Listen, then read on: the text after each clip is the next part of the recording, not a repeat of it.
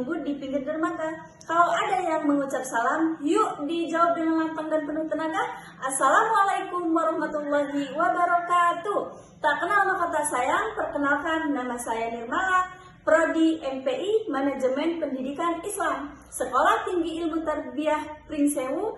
Kali ini saya akan membuat video edukasi untuk memenuhi tugas mata kuliah Bahasa Indonesia dosen pengampu Ibu Wulan Okti Pratiwi MPD. Kali ini video edukasi yang saya buat berjudul Peran Bahasa Indonesia dalam meningkatkan keterampilan berpikir kritis. Nah teman-teman, pembahasannya adalah hakikat bahasa Indonesia. Bahasa Indonesia merupakan bahasa nasional dan bahasa resmi negara yang berfungsi sebagai alat pemersatu bangsa, alat komunikasi antar warga negara, serta sarana pengembangan kebudayaan dan ilmu pengetahuan. Kedudukan bahasa Indonesia sebagai negara ditegaskan dalam Undang-Undang Dasar 1945, sedangkan perannya sebagai bahasa nasional telah dinyatakan sejak Sumpah Pemuda 1928.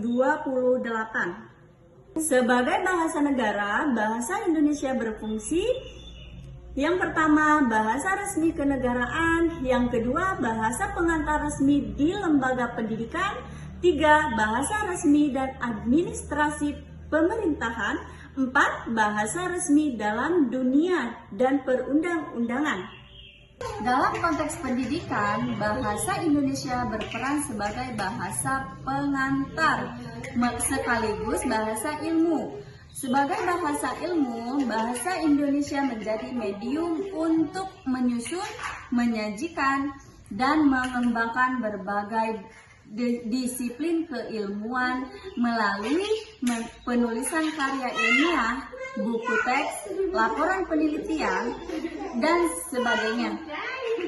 Dengan demikian, kualitas penguasaan bahasa Indonesia peserta didik akan sangat memengaruhi kemampuan mereka dalam memahami dan mengkomunikasikan pengetahuan. Selain itu, bahasa Indonesia juga memiliki aturan kebahasaan yang diatur dalam Pedoman Umum Ejaan Bahasa Indonesia (PUEB), Tata Bahasa dan Kaidah Penulisan Ilmiah. Kesimpulannya adalah bahasa Indonesia mempunyai kedudukan yang sangat penting sebagai bahasa nasional, bahasa negara, sekaligus bahasa ilmu.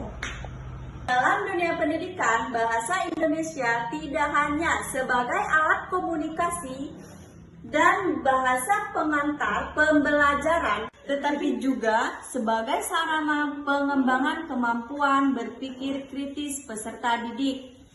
Pembelajaran bahasa Indonesia yang dirancang dengan pendekatan yang tepat, misalnya pembelajaran berbasis teks dan masalah, membaca dan menulis kritis, diskusi dan debat, serta penulisan karya ilmiah, akan menjadikan bahasa Indonesia sebagai wahana yang efektif untuk mengembangkan keterampilan berpikir kritis.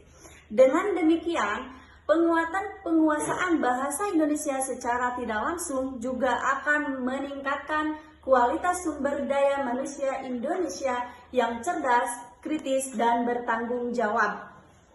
Sekian dari saya, semoga bermanfaat untuk kita semua. Saya akhiri, wassalamualaikum warahmatullahi wabarakatuh.